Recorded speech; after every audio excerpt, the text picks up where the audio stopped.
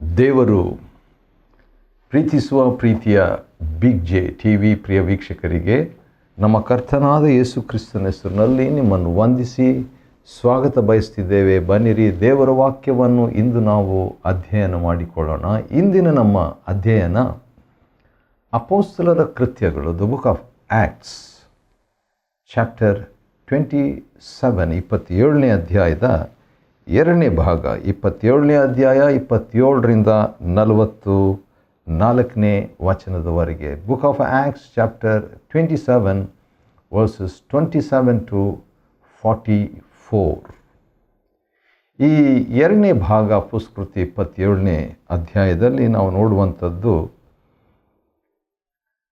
ಭಕ್ತಿವಂತನ 10 ಆಶೀರ್ವಾದಗಳು. ಒಬ್ಬ ಭಕ್ತಿವಂತ ನಮ್ಮ ಜೊತೆಗಿದ್ದರೆ ಅದು ಎಷ್ಟು ಆಶೀರ್ವಾದವಾಗಿರ್ತದೆ ಎಂಬುದನ್ನು ಸ್ವಲ್ಪ ಮಟ್ಟಿಗೆ ನಾವು ಈಗಾಗಲೇ ಅಪೊಸ್ತಲರ 27ನೇ ಅಧ್ಯಾಯ 1ರಿಂದ 26 ವಚನದಲ್ಲಿ ಸ್ವಲ್ಪ ಮಟ್ಟಿಗೆ ನೋಡಿದ್ವಿ. ಈಗ ಹೆಚ್ಚಾಗಿ ಅದನ್ನು ನಾವು ನೋಡಿಕೊಳ್ಳೋಣ. ಅಪೊಸ್ತಲರ 27ನೇ ಅಧ್ಯಾಯ 27ರಿಂದ 44 ವಚನಗಳವರೆಗೆ ಇರುವಂಥ ವಾಕ್ಯ ಭಾಗದಲ್ಲಿ 10 blessings of godly one with us. ಭಕ್ತಿವಂತ ವ್ಯಕ್ತಿ ನಮ್ಮೊಂದಿಗೆ ಇರುವಂಥದ್ದು ಅಥವಾ ಭಕ್ತಿವಂತರ ಸಹವಾಸದಲ್ಲಿ ನಾವು ಇರುವಂಥದ್ದು ಎಷ್ಟು ಆಶೀರ್ವಾದ ಅನ್ನುವಂಥದ್ದನ್ನು ನಾವೀಗ ನೋಡಲಿಕ್ಕಿದ್ದೇವೆ.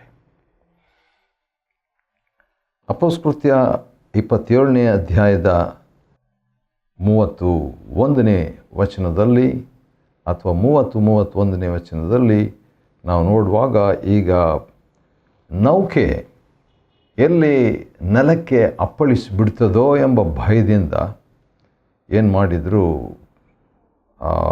ಅವರು ನೌಕೆಯಿಂದ ತಪ್ಪಿಸಿಕೊಂಡು ಹೋಗಲಿಕ್ಕೆ ನಾವಿಕರು ಪ್ಲ್ಯಾನ್ ಮಾಡ್ತಾರೆ. ಈಗ 276 ಜನರನ್ನು ಬಿಟ್ಬಿಟ್ಟು ಈ ಸಿಬ್ಬಂದಿ ವರ್ಗದವರು ಏನು ಮಾಡ್ತಾರೆ, ಅದರಲ್ಲಿ ಮುಖ್ಯವಾಗಿ ಶತಾಧಿಪತಿ ಮತ್ತು ಸೈನಿಕರು ಮತ್ತು ಈ ನಾವಿಕರು ಇವರೇನು ಮಾಡ್ತಾರೆ, ತಪ್ಪಿಸ್ಕೊಂಡು ಹೋಗ್ಬೇಕಂತಿರ್ತಾರೆ. ಇವ್ರನ್ನೆಲ್ಲ ಬಿಟ್ಬಿಟ್ಟು ಒಂದು ಚಿಕ್ಕ ಚಿಕ್ಕ ದೋಣಿಗಳನ್ನು ತಕ್ಕೊಂಡು ಹೋಗಬೇಕಂತ. ಆ ರೀತಿಯಾಗಿ ಇದ್ದಾಗ ನಡೆದದ್ದು ಏನಂತ ಹೇಳ್ಬಿಟ್ಟು ನೋಡುವಾಗ, ಪೌಲನಿಗಿದ್ದು ಹೇಗೆ ಗೊತ್ತಾಯಿತು? ಆದ ಕಾರಣ ಪೌಲನು ಹೇಳುವಂಥ ಒಂದು ಮಾತು ಏನಂತ ಹೇಳಿದ್ರೆ 31ನೇ ವಚನ, ಅಪೊಸ್ತಲರ 27 31ನೇ ವಚನದಲ್ಲಿ, ಈ ಜನರು ನೌಕೆಯಲ್ಲಿ ಉಳಿದುಕೊಳ್ಳದಿದ್ದರೆ ನೀವು ತಪ್ಪಿಸಿಕೊಳ್ಳಲಿಕ್ಕಾಗೋದಿಲ್ಲ ಅಂತ ಹೇಳ್ತಾನೆ. ಅಂದರೆ ಇವರು ಇರಲೇಬೇಕು. ಯಾಕಂದರೆ ಈಗ ದೇವರ ಆಶೀರ್ವಾದವು ಪೌಲನ ಮೇಲೆ ಬಂದಿದೆ. ದೇವರ ಒಂದು ಫೇವರ್ ಪೌಲನ ಮೇಲೆ ಬಂದಿದೆ. ಪೌಲನಿಂದ 276 ಜನರಿಗೂ ಆ ದೇವರ ಮೆಚ್ಚುಗೆ ಡಿಸ್ಟ್ರಿಬ್ಯೂಟ್ ಆಗಿದೆ. ಈಗ ಆದ ಕಾರಣ ಈ 276 ಜನರು ಒಂದು ರೀತಿಯಿಂದ ಆಶೀರ್ವಾದ ಹೊಂದಿದವರಂತ ಹೇಳ್ಬೋದು. ಪೌಲನ ಮುಖಾಂತರವಾಗಿ, ಭಕ್ತಿವಂತನ ಮುಖಾಂತರವಾಗಿ ಉಳಿದಂಥ 276 ವ್ಯಕ್ತಿಗಳಿಗೂ ಆ ಆಶೀರ್ವಾದ, ಆ ಒಂದು ದೇವರ ಒಂದು ಮೆಚ್ಚುಗೆ, ಸಂರಕ್ಷಣೆ ಆವರಿಸಲಾಗಿದೆ. ಅಂಥ ಸಂದರ್ಭದಲ್ಲಿ ಅವರನ್ನು ಮಾತ್ರ ಬಿಟ್ಟುಬಿಟ್ಟು ಇವರು ತಪ್ಪಿಸ್ಕೋಬೇಕಂತಿದ್ದಾಗ ಮಾತನ್ನು ಪೌಲನು ಹೇಳ್ತಾನೆ. ಆದ ಕಾರಣ ಭಕ್ತಿವಂತನು ಆ ರೀತಿಯಾಗಿ ಹೇಳಿದ್ದು ಇವರಿಗೆ ಆಶೀರ್ವಾದ. ಇದು ಮೊದಲನೇ ಆಶೀರ್ವಾದ ಅಂತ ಹೇಳ್ಬೋದು. 10 blessings of godly with us. ಪೌಲನು ಆ ಮಾತು ಹೇಳಲಿಲ್ಲ ಅಂದರೆ ಇವ್ರದ್ದು ತಪ್ಪಿಸ್ಕೊಂಡು ಹೋಗ್ತಿದ್ರು. ಈಗ ಶಿಪ್ ನಡೆಸ್ಕೊಳ್ಳೋಕ್ಕೆ ಯಾರೂ ಇಲ್ಲ. ಯಾವ ರೀತಿಯಾಗಿ ಒಂದು ಬಸ್ ಹೋಗ್ತಾ ಇದ್ದಾಗ ಡ್ರೈವರು ತಪ್ಪಿಸ್ಕೊಂಡ್ಬಿಟ್ರೆ ಬಸ್ಸನ್ನು ಹಾಗೇ ಮುಂದೆ ಹೋಗ್ತಾ ಇರ್ತದೆ, ಯಾರು ನಡೆಸೋದು? ಆ ರೀತಿಯಾಗಿ. ಸರಿ, ಎರಡನೇದಾಗಿ ಈಗ 33ನೇ ವಚನದಲ್ಲಿ ನಾವು ನೋಡುವಾಗ, ಅಪೊಸ್ತಲರ 27ನೇ ವಚನದಲ್ಲಿ ಭಕ್ತಿವಂತನಿರೋದರಿಂದ ಸಂಭವಿಸಿದ ಎರಡನೇ ಆಶೀರ್ವಾದ ಏನಂತ ಹೇಳಿದರೆ, ಪೌಲನು ಅವರೆಲ್ಲರೂ ಏನನ್ನಾದರೂ ತಿನ್ನಬೇಕಂತ ಒತ್ತಾಯ ಮಾಡ್ತಾ ಇದ್ದಾರೆ. ಯಾಕಂದರೆ 14 ದಿನಗಳಿಂದ ಅವರೇನು ಊಟ ಮಾಡಲಿಲ್ಲ. ಇದು ಕಂಪಲ್ಸರಿ ಉಪವಾಸ, ಬಲವಂತವಾಗಿ ಉಪವಾಸ ಆಗೋಯ್ತು ಅವ್ರಿಗೆ. ಯಾಕಂತ ಹೇಳಿದರೆ ಅವರಿಗೆ ಸೂರ್ಯನನ್ನಾಗಲಿ ನಕ್ಷತ್ರಗಳನ್ನಾಗಲಿ ಕಾಣದೆ ಚಂಡಮಾರುತ ಬರ್ತಾ ಇರೋದರಿಂದ ಚಂಡಮಾರುತ ಬೀಸುತ್ತಾ ಇರುವುದರಿಂದ ಏನಾಯಿತು, ಅವರಿಗೆ ನಿರೀಕ್ಷಣೆ ಇಲ್ಲದೆ ಹೋಯಿತು. ಅಪೊಸ್ತಲಕೃತ್ಯ 27 ಮತ್ತು 20ನೇ ವಚನ ಪ್ರಕಾರವಾಗಿ ಯಾವಾಗ ಬೆಳಗಾಗ್ತದೋ ಅಂತ ಹೇಳ್ಬಿಟ್ಟು ಕಾಯ್ತಾ ಇದ್ದರು, ಬಳಲಿ ಹೋಗಿದ್ದರು. ಅಂಥ ಸಂದರ್ಭದಲ್ಲಿ ಭಕ್ತಿವಂತನು ಆ ನಾವಿಕರಿಗೆ ಮತ್ತು ಶತಾಧಿಪತಿಗೆ ಸೈನಿಕರ ಹತ್ರ ಮಾತಾಡಿದ್ದು ಅದು ಒಂದು ಆಶೀರ್ವಾದ. ಎರಡನೇ ಆಶೀರ್ವಾದ ಏನಂತ ಹೇಳಿದ್ರೆ, ಈಗ ಊಟ ಮಾಡಿರಿ ಅಂತ ಹೇಳ್ತಿದ್ದಾನೆ. ವಾವ್, ಎಂಥ ಮನುಷ್ಯ! ಯಾಕೆ ಊಟ ಮಾಡ್ತಿದ್ದಾನೆ ಅಂತ ಹೇಳಿದ್ರೆ, ಕಳೆದ 14 ದಿನಗಳಿಂದ ನೀವು ಕಾದುಕೊಂಡವರಾಗಿ ಊಟವನ್ನೇ ಮಾಡಲಿಲ್ಲ, ಕಾದುಕೊಂಡವರಾಗಿ. ಹಾಗಾದರೆ ಭಕ್ತಿವಂತನು ನಮ್ಮ ಸ್ಥಿತಿಗತಿಯನ್ನು ಗ್ರಹಿಸುವವನಾಗಿದ್ದಾನೆ, ಗ್ರಹಿಸಿ ಸಮಾಲೋಚನೆ ನೀಡುವವನಾಗಿದ್ದಾನೆ. ಇದು ಮೂರನೇ ಆಶೀರ್ವಾದ. A godly person knows the condition that we go through and he does instructs in love. ಪ್ರೀತಿಯಿಂದ ಒಂದು ಮಾತನ್ನು ಆತನು ಹೇಳ್ತಿದ್ದಾನೆ. ಹಿ ಐಡೆಂಟಿಫೈಸ್, ಅಂದರೆ ಗುರುತಿಸಿಕೊಳ್ಳುವವನಾಗಿದ್ದಾನೆ ಪೌಲನು. ಅನಂತರ 4ನೇ ಭಕ್ತಿವಂತನ ನಮ್ಮ ಜೊತೆಯಲ್ಲಿ ಇರುವಿಕೆ ತರುವಂಥ 4ನೇ ಆಶೀರ್ವಾದ ಏನಂದರೆ, ಹಿ ಟ್ರೈಸ್ ಟು ಸೇವ್. ಇದು ನಿಮ್ಮ ಪ್ರಾಣವನ್ನು ಉಳಿಸಿಕೊಳ್ಳುವುದಕ್ಕಾಗಿ ಅಂತ ಹೇಳ್ತಾನೆ. ಅಂದರೆ ಯಾವುದು? ಊಟ ಮಾಡೋದು ನಿಮ್ಮ ಪ್ರಾಣ. ಈಗ ಊಟ ಮಾಡದೆ ಹೇಗೆ ಬಿಟ್ಬಿಟ್ರೆ ಕೆಲವರು ಸತ್ತು ಹೋಗ್ಬೋದು. 14ನೇ ದಿನ ಬೇರೆ ಆಗಿಬಿಟ್ಟಿದೆ. ಆದ ಕಾರಣ ಊಟ ಮಾಡಿರಿ ಅಂತ ಹೇಳುವುದರಿಂದ ಅವರನ್ನು ಯತ್ನಿಸ್ತಾ ಇದ್ದಾನೆ ರೀ. ಅಂತ ಹೇಳಿದರೆ ಅವ್ರ ಪ್ರಾಣ ರಕ್ಷಿಸಲಿಕ್ಕೆ 276 ಜನರು ಈಗೇನು ಮುಗೀತು ಅಂತ ಅಂದ್ಕೊಂಡ್ರು. ಡಾಕ್ಟರ್ ಲೂಕ್ ಅದರ ಬಗ್ಗೆ ಬಹಳ ಸ್ಪಷ್ಟವಾಗಿ ವಿವರಿಸಿ ಹೇಳ್ತಾನೆ, ನಾವು ತಪ್ಪಿಸಿಕೊಳ್ಳುವ ಎಲ್ಲ ನಿರೀಕ್ಷೆಯನ್ನು ಕಳ್ಕೊಂಡ್ಬಿಟ್ಟಿದ್ದೇವೆ. ಎಲ್ಲ ನಿರೀಕ್ಷೆ ಹೋಯಿತು. ಈಗ ಅಂಥ ಸಂದರ್ಭದಲ್ಲಿ ಈಗ ಬಂಡೆಗಳಿಗೆ ಈ ಅಪ್ಪಳಿಸಬಹುದು ಈ ನೌಕೆ ಅನ್ನುವಂಥ ಒಂದು ಪರಿಸ್ಥಿತಿ. ಡಾರ್ಕ್, ಕತ್ತಲಾದಂಥ ಒಂದು ಸ್ಥಿತಿಗತಿ. ಅಂಥ ಸಂದರ್ಭದಲ್ಲಿ ಕೆಲವರನ್ನು ರಕ್ಷಿಸಬೇಕು. ಆತ್ಮಿಕವಾಗಿ ಮಾತ್ರ ಅಲ್ಲ, ಇವರನ್ನು ದೈಹಿಕವಾಗಿ ರಕ್ಷಿಸಬೇಕಂತ ಹೇಳ್ಬಿಟ್ಟು ಭಕ್ತಿವಂತನು ಯತ್ನ ಮಾಡುವುದು ಇಲ್ಲಿ ನಾವು ನೋಡ್ತೇವೆ. ದಟ್ಸ್ ದ ಥರ್ಡ್ ಅಥವಾ 4ನೇ ಆಶೀರ್ವಾದ. ಭಕ್ತಿವಂತನ ನಮ್ಮ ಜೊತೆಯಲ್ಲಿದ್ದರೆ ಅವನು ವಿವೇಚಿಸಿ ಮಾತಾಡ್ತಾನೆ, ಅವನು ಊಟ ಮಾಡಲಿಕ್ಕೆ ಉತ್ತೇಜನ ಕೊಡ್ತಾನೆ, ಅವನು ನಾವು ಕಾದಿದ್ದು ನಮ್ಮ ಕಷ್ಟ ಸುಖಗಳನ್ನು ಬಲ್ಲವನಾಗಿರ್ತಾನೆ, ಪರಿಗಣಿಸ್ತಾನೆ. ಅವನು ಕಾರಣ ಕೂಡ ಕೊಡ್ತಾನೆ, ಯಾಕೆ ಊಟ ಮಾಡಬೇಕಂತ ಹೇಳ್ಬಿಟ್ಟು. ಊಟ ಯಾಕೆ ಮಾಡಬೇಕಂತ ಕಾರಣ ಕೊಡಬೇಕಾಗಿಲ್ಲ. ಆದರೆ ಭಕ್ತಿವಂತನು 27ನೇ ಅಧ್ಯಾಯದ 34ನೇ ವಚನದಲ್ಲಿ ಹೇಳುವಂಥ ಮಾತು, ನಿಮ್ಮ ಪ್ರಾಣವನ್ನು ಉಳಿಸಿಕೊಳ್ಳುವುದಕ್ಕಾಗಿ ಊಟ ಮಾಡಿರಿ ಸ್ವಲ್ಪ ಅಂತ ಹೇಳ್ತಿದ್ದಾನೆ. ಕೆಲವು ವರ್ಷಗಳ ಹಿಂದೆ ನಾನು ಕೋಲಾರದಿಂದ ಬೆಂಗಳೂರಿಗೆ ಬಂದಿದ್ದಾಗ ಭಾಳ ನಿರಾಶೆಯಿಂದ ಬಂದಿದ್ದೆ. ಇಲ್ಲಿ ಯಾವ ರೀತಿಯಾಗಿ ನಿರೀಕ್ಷೆಯನ್ನು ಕಳ್ಕೊಂಡೇವು ಅಂತ ಹೇಳ್ತಾರಲ್ಲ 276 ಜನರು, ಆ ರೀತಿಯಾಗಿ ನಾನು ಕೂಡ ಕೋಲಾರನಿಂದ ಬೆಂಗಳೂರಿಗೆ ಬರುವಾಗ ಭಾಳ ನಿರಾಶೆಯಿಂದ ನಿರೀಕ್ಷೆಯನ್ನು ಕಳ್ಕೊಂಡವನಾಗಿ ಬಂದಿದ್ದೆ. ಬಂದು ನನ್ನ ಆತ್ಮಿಕ ನಾಯಕರು ಕೊಡುವಂಥ ಸಂದೇಶವನ್ನು ಕೇಳಿಸ್ಕೋಬೇಕಂತ ಕೊನೆಯಲ್ಲಿ ಕೂತ್ಕೊಂಡು ಸಂದೇಶವನ್ನು ಕೇಳಿಸ್ಕೊಳ್ತಾ ಇದ್ದೆ. ಅವರು ಏನು ಸಂದೇಶ ಕೊಟ್ಟರು 1 ತಾಸಿನಲ್ಲಿ ನನಗೆ ಅದರಲ್ಲಿ ಒಂದು ಚೂರು ನೆನಪಿಲ್ಲ, ಮನಸ್ಸು ಕೂಡ ಇರಲಿಲ್ಲ. ಈಗಲೂ ನೆನಪಿಲ್ಲ, ಆಗ ಕೂಡ ನೆನಪಿಲ್ಲ ಅಂತ ಕಾಣ್ತದೆ. ಅಂದರೆ ಅದು ಮೈಂಡ್ನಾಗ ಹೋಗಲಿಲ್ಲ ದೇವರ ವಾಕ್ಯ ಸಂದೇಶ. ಆದರೆ ಕೂಟ ಮುಗೀತು, ಪ್ರಾರ್ಥನೆ ಆಯಿತು, ಕೂಟ ಮುಗೀತು. ಅದಾದ ನಂತರ ಹೊರಗೆ ಬಂದಿದ್ದಾಗ ನಾನು ಮೌನವಾಗಿ ಒಂದು ಮೂಲೆಯಲ್ಲಿ ನಿಂತ್ಕೊಂಡಿದ್ದೆ. ಆಗ ನನ್ನ ಆತ್ಮಿಕ ನಾಯಕರು ನನ್ನ ಹತ್ರ ಬಂದುಬಿಟ್ಟು ಕೇಳಿದ ಪ್ರಶ್ನೆ, ಭಯ ಆಯಿತು, ಏನು ಕೇಳ್ತಾರಪ್ಪ ಇವರು ಅಂತ ಹೇಳ್ಬಿಟ್ಟು ಯೋಚನೆ ಮಾಡುವಾಗ, ಊಟ ಮಾಡ್ದ ನೀನು, ಊಟ ತಂದಿದ್ದೀಯ ಕೋಲಾರನಿಂದ ಅಂತ ಕೇಳಿದರು. ಇಲ್ಲ ಅಂತ ಸಂಕೋಚದಿಂದ ಹೇಳಿದೆ. ಹಾಗಾದರೆ ನನ್ನ ಮನೆಯಲ್ಲಿ ನೀನು ಊಟಕ್ಕೆ ಬರಬೇಕು. ಆ ರೀತಿಯಾಗಿ ಹೇಳಿಬಿಟ್ಟು ಇನ್ನೊಂದು ಮಾತು ಕೂಡ ಹೇಳಿದರು, ಯಾವಾಗ ನೀನು ಕೋಲಾರದಿಂದ ಬೆಂಗಳೂರಿಗೆ ಬರ್ತೀಯ ಆವಾಗ ನಿನ್ನನ್ನು ಯಾರಾದರೂ ಊಟಕ್ಕೆ ಅಂತ ಆಹ್ವಾನ ಮಾಡಿದಾಗ ನೀನು ಅವ್ರ ಜೊತೆ ಅವರ ಮನೆಗೆ ಹೋಗಬಹುದು, ಹೋಗಿ ಊಟ ಮಾಡ್ಬೋದು. ಯಾರ್ಯಾರು ಯಾರ್ಯಾರು ಯಾವಾಗ ನೀನು ಊಟಕ್ಕೆ ಕರೆಯೋದಿಲ್ಲ, ಆಗಲ್ಲ, ನೀನು ನನ್ನ ಮನೆಯಲ್ಲಿ ಊಟ ಮಾಡಬೇಕಂತ ಹೇಳ್ಬಿಟ್ಟು ನನ್ನ ಆತ್ಮಿಕ ನಾಯಕರು, ಆತ್ಮಿಕ ತಂದೆಯಾದ ಜ್ಯಾಕ್ ಪೂನನ್ ಅವರು ನನಗೆ ಅಂದು ಹೇಳಿದ್ದು ನೆನಪಿದೆ. ಇಲ್ಲಿ ಕೂಡ ಒಬ್ಬ ಆತ್ಮಿಕ ನಾಯಕನು, ಭಕ್ತಿವಂತನು 276 ಜನರಿಗೆ ಊಟ ಮಾಡಿರಿ ಅಂತ ಹೇಳ್ತಿದ್ದಾನೆ. ಒಂದು ವೇಳೆ ನಾನಾಗಿದ್ದರೆ ಒಂದು ಮೆಸೇಜ್ ಏನಾದರೂ ಕೊಡ್ತಿದ್ದೇನೆ, ಇದೆ ಒಳ್ಳೆ ಚಾನ್ಸ್, 276 ಜನರಿದ್ದಾರೆ, ಈಗೇನು ಸಾಯ್ತಾ ಇದ್ದಾರೆ ಅಂತ ಸಂದರ್ಭದಲ್ಲಿ ಬೇಗನೆ ಒಂದು ಸ್ವಾರ್ಥೆಯ ಸಂದೇಶ, ಯೇಸು ಸ್ವಾಮಿಯನ್ನು ಸ್ವೀಕಾರ ಮಾಡಿರಿ, ನೀವು ಸತ್ತು ಹೋಗೋಷ್ಟರೊಳಗೆ ನೀವು ಪರಲೋಕವನ್ನು ಹೊಂದಿಕೊಳ್ಳ್ರಿ ಅಂತ ಹೇಳಬಹುದಾಗಿತ್ತು ಏನೋ. ಆದರೆ ಊಟ ಮಾಡಿರಿ ಅನ್ನುವಂಥ ಮಾತು ದೈಹಿಕವಾದಂಥ ಒಂದು ಸುವಾರ್ತೆಯು ಅದು ಕೇವಲ ಆತ್ಮವನ್ನು ಸ್ಪರ್ಶಿಸುವಂಥದ್ದು ಮಾತ್ರ ಅಲ್ಲ. ಹೌದು, ಆತ್ಮದಿಂದ ಪ್ರಾರಂಭವಾಗ್ತದೆ, ಆದರೆ ಅದು ಸಂಪೂರ್ಣ ಸುವಾರ್ತೆ. ಎಲ್ಲ ಕ್ಷೇತ್ರದಲ್ಲಿಯೂ ಈ ರಕ್ಷಣೆ ಅನ್ನುವಂಥ ಪದಕ್ಕೆ ಸಪ್ತ ಅರ್ಥಗಳಿದೆ. ಸಪ್ತ ಅರ್ಥಗಳು ಮತ್ತು ಸಪ್ತ ಅನುಭವಗಳು, ಸಪ್ತ ಆಶೀರ್ವಾದಗಳು, ಸಪ್ತ ಅಗತ್ಯತೆಗಳನ್ನು ಒದಗಿಸುವಂಥದ್ದು ಈ ರಕ್ಷಣೆ. ಅದರಲ್ಲಿ ಹೌದು, ಆತ್ಮಿಕ ನಿಶ್ಚಯವಾಗಿ ಮತ್ತು ದೈಹಿಕವಾಗಿ ಕೂಡ.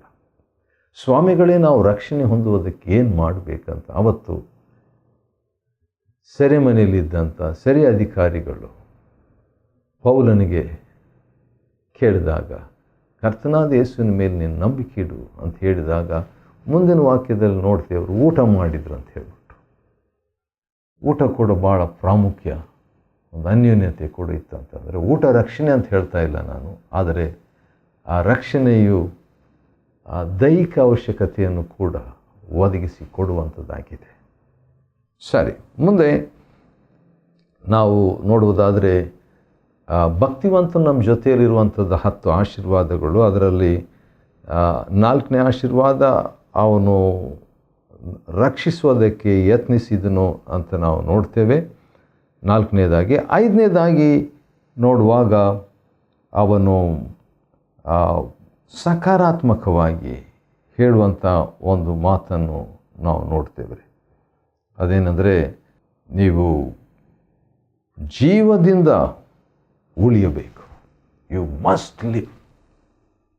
ಸಕಾರಾತ್ಮಕವಾದಂಥ ಒಂದು ಮಾತು, ಜೀವದಿಂದ ನೀವು ಉಳಿಯಬೇಕು ಎಂಬಂಥ ಸಕಾರಾತ್ಮಕವಾದ ಮಾತನ್ನು ಅಪೊಸ್ತಲಕೃತ್ಯ 27ನೇ ಅಧ್ಯಾಯದ 34ನೇ ವಚನದಲ್ಲಿ ಪೌಲನು ಹೇಳ್ತಾನೆ. 6ನೇದಾಗಿ ಪ್ರವಾದಿಸ್ತಾನೆ. ಒಬ್ಬ ಭಕ್ತಿವಂತನ ನಮ್ಮ ಜೊತೆಗಿರುವಂಥದ್ದು ಪ್ರವಾದನೆಯ ಒಂದು ಮಾತುಗಳನ್ನು ಕೇಳಿಸಿಕೊಳ್ಳೋದಕ್ಕೆ ಆಸ್ಪದ. ಏನಂತ ಹೇಳ್ತಾನೆ ನೋಡೋಣ ಬನ್ನಿರಿ. ಅಪೊಸ್ತಲಕೃತ್ಯ 27ನೇ ಅಧ್ಯಾಯ ಮತ್ತು 34ನೇ ವಚನದ ಕೊನೆ ಭಾಗದಲ್ಲಿ, ನಿಮ್ಮ ತಲೆ ಕೂದಲು ಒಂದಾದರೂ ನಾಶವಾಗುವುದಿಲ್ಲ. ವಾವ್, ಒಂದು ಕೂದಲು ನಾಶವಾಗುವುದಿಲ್ಲ. ಇದನ್ನು ನಂಬ್ತೇನೆ. ಯೇಸು ಸ್ವಾಮಿ ಒಂದು ಮಾತು ಹೇಳಿದರು, ನಿಮ್ಮ ತಲೆ ಕೂದಲುಗಳು ಎಲ್ಲ ಎಣಿಕೆಯಾಗಿದೆ ಅಂತ. ಆದರೆ ಇಲ್ಲಿ ಅಂಥ ಒಂದು ಮಾತನ್ನೇ ಮುಂದುವರಿಸಿ ಅಪೊಸ್ತಲನಾದ ಪೌಲನು, ಒಂದು ಕೂದಲು ಕೂಡ ನಾಶವಾಗುವುದಿಲ್ಲ. ಒಂದು ಕೂದಲೇ ನಾಶವಾಗೋದಿಲ್ಲ ಅಂದರೆ ತಲೆ ನಾಶವಾಗ್ತದ? ಎಲ್ಲ ಕೂದಲು ನಾಶವಾಗ್ತವ? ಆ ವ್ಯಕ್ತಿ ನಾಶವಾಗ್ತಾನ? ಇಲ್ಲ. ಅಂಥ ಒಂದು ಪ್ರವಾದನೆ ಮಾತು ಭಕ್ತಿವಂತ ನಮ್ಮ ಜೊತೆಯಲ್ಲಿರುವಾಗ ನಾವು ಕೇಳಿಸ್ಕೊಳ್ಬೋದು. 7ನೇದಾಗಿ ಅಪೊಸ್ತಲಕೃತ್ಯ 27ನೇ ಅಧ್ಯಾಯ 27ರಿಂದ 44 ವಚನಗಳವರೆಗೆ ಇರುವಂಥ ವಾಕ್ಯ ಭಾಗದಲ್ಲಿ ನಾವೇನು ನೋಡ್ತಾ ಇದ್ದೀವಿ ಅಂತ ಹೇಳಿದ್ರೆ, ಒಬ್ಬ ಭಕ್ತಿವಂತನು ನಮ್ಮ ಜೊತೆಯಲ್ಲಿರುವುದರಿಂದ ನಮಗೆ ಒದಗಿ ಬರುವ 10 ಆಶೀರ್ವಾದಗಳನ್ನು ನಾವು ನೋಡ್ಕೊಳ್ತಾ ಇದ್ವಿ. 10 blessings of A godly person with us. ಅದರಲ್ಲಿ 7ನೇದಾಗಿ ನಾವು ನೋಡುವಾಗ 35ನೇ ವಚನ, ಅಪೊಸ್ತಲಕೃತ್ಯ 27:35ರಲ್ಲಿ ಇಂಥ ಮಾತುಗಳನ್ನೆಲ್ಲ ಪೌಲನು ಹೇಳಿದ ಮೇಲೆ ಅವನು ರೊಟ್ಟಿಯನ್ನು ತೆಗೆದುಕೊಂಡು ಅವರೆಲ್ಲರ ಎದುರಿನಲ್ಲಿ ದೇವರಿಗೆ ಕೃತಜ್ಞತೆಯನ್ನು ಸಲ್ಲಿಸಿ, he gave thanks. ಅಪೊಸ್ತಲಕೃತ್ಯ 27:20ರಲ್ಲಿ ನಿರೀಕ್ಷೆ ಇಲ್ಲ, ಸೂರ್ಯ ಕಾಣಲಿಲ್ಲ, ಚಂದ್ರ ಕಾಣಲಿಲ್ಲ, ಚಂಡಮಾರುತ ಬೀಸುತ್ತಲೇ ಇತ್ತು, ನೌಕೆ ಬಂಡೆಗಳಿಗೆ ಅಪ್ಪಳಿಸುವಂತಹ ಒಂದು ಪರಿಸ್ಥಿತಿ. ಅಪೊಸ್ತಲಕೃತ್ಯ 27:29. ಬೆಳಗಾಗಲೆಂದು ಹಾರೈಸ್ತಾ ಇರುವಂಥ ಒಂದು ಪರಿಸ್ಥಿತಿ, 14 ದಿನ ಊಟ ಮಾಡದಂಥ ಒಂದು ಪರಿಸ್ಥಿತಿ. ಅಂತಹ ಸನ್ನಿವೇಶದಲ್ಲಿ ದೇವರಿಗೆ ಸ್ತೋತ್ರ ಮಾಡ್ತಾನೆ ಭಕ್ತಿವಂತನು. ಅದರಿಂದ ನಮಗೆ ಒಂದು ಉತ್ತೇಜನ. 8ನೇದಾಗಿ ನಾವು ನೋಡುವಾಗ ರೊಟ್ಟಿಯನ್ನು ಮುರಿದು ತಿನ್ನಲು ಪ್ರಾರಂಭಿಸಿದನು. ಇದೇ ಪೌಲನು 1 ಕೊರಿಂಥ 10ನೇ ಅಧ್ಯಾಯ 31ನೇ ವಚನದಲ್ಲಿ ನಾವು ಉಂಡರು, ಕುಡಿದರು, ಇನ್ನೇನು ಮಾಡಿದರು ದೇವರ ಮಹಿಮೆಗಾಗಿ ನಾವು ಮಾಡಬೇಕಂತ ಹೇಳ್ಬಿಟ್ಟು ಈಗೋ ಒಂದು ಉದಾಹರಣೆ. ಪೌಲನೇ ಆ ಮಾತಿಗೆ, ತಾನು ಬರೆದಂಥ ಮಾತಿಗೆ ತಾನೇ ಉದಾಹರಣೆಯಾಗಿ ದೇವರಿಗೆ ಸ್ತೋತ್ರ ಮಾಡಿ 14 ದಿನಗಳ ಉಪವಾಸದಲ್ಲಿ ಇರುವಂಥವರಿಗೆ ಒಂದು ಮಾತನ್ನು ಹೇಳೋದಲ್ಲದೆ ಒಂದು ಮಾದರಿಯನ್ನು ಕೂಡ ತೋರಿಸುವಂಥವನಾಗಿ 276 ಜನರ ಮುಂದೆ ಅವನು ಊಟ ಮಾಡ್ತಾ ಇದ್ದಾನೆ ದೇವರ ಮಹಿಮೆಗಾಗಿ.